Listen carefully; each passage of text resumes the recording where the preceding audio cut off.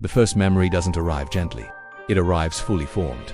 A place you've never been, a body that isn't yours, a final breath you can still feel leaving your lungs. Then another memory follows and another. You wake up already knowing this is not imagination. You are remembering lives that were never supposed to meet. This is the day after you remember every past life. At first, people think they're dreaming. The memories don't fade when they open their eyes, they sharpen. Hands remember skills they were never taught. Mouths form languages they never learned. Fear appears without a reason rooted in this life. A child begins to cry for a home that no longer exists. An old man remembers dying young. The mind doesn't reject the memories, it accepts them instantly, as if it's finally being allowed to tell the truth.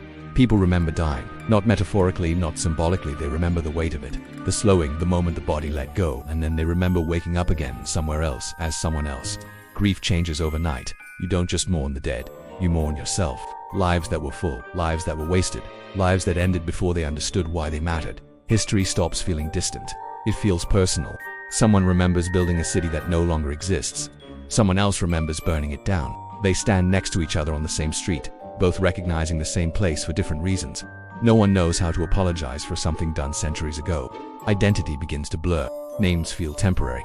Age loses meaning. A 20-year-old remembers being a parent many times over. A ruler remembers kneeling. A victim remembers holding power. No one is innocent anymore, but no one is singular either. Hatred becomes difficult. You remember being on every side of every conflict.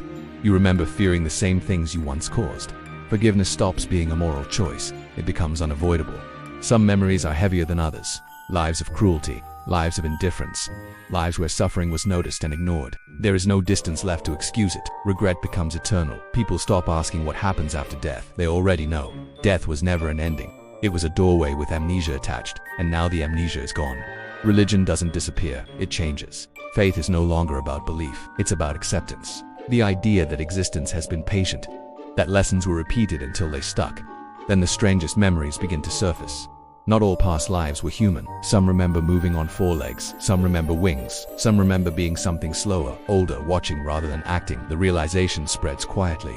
Life was never about form, it was about perspective, about limitation, about forgetting just enough to experience something honestly. And then comes the most unsettling memory of all. Not a past life, a future one. A life already lived that hasn't happened yet. A world quieter than this one. A feeling of completion. People understand at the same time. This remembering wasn't a gift.